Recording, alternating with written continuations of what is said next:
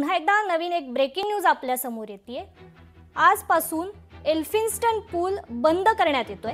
वरळी शिवडी उन्नत रस्त्याच्या कामांतर्गत मध्य आणि पश्चिम रेल्वे मार्गावरील 125 वर्ष हा जुना पूल प्रभादेवी पूल पाडून तिथे नवीन डबल डेकर ब्रिज MMRDA कडून बांधण्यात येणार आहे।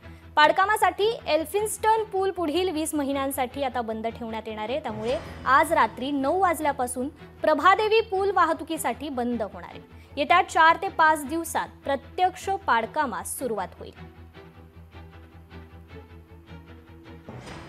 आता हे पर्यायी मार्ग कसे असणार आहेत पाहूयात ग्राफिक्सच्या माध्यमातून। दादर पूर्वेकडून पश्चिमकडे आणि दादर मार्केटकडे जाणाऱ्या वाहनांना टिळक ब्रिजचा वापर करता येणार आहे। परळ पूर्वेकडून प्रभादेवी आणि लोअर परळकडे जाणाऱ्या वाहनांना करी रोड ब्रिजचा वापर करता येईल। तर परळ भायखळा पूर्वेकडून प्रभादेवी वरळी कोस्टल रोड आणि सीलिंगच्या दिशेने जाणाऱ्या वाहनांना चिंचपोकळी पुलाचा वापर करता येणार आहे। तर प्रभादेवी लोअर परेल पश्चिमकडून परळ टाटा रुग्णालय आणि KEM रुग्णालय हे पर्यायी मार्ग आहेत।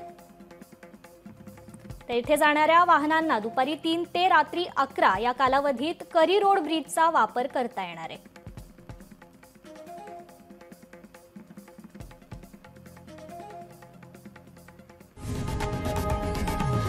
लोकशाही मराठी ऐका, पहा, जागरूक रहा।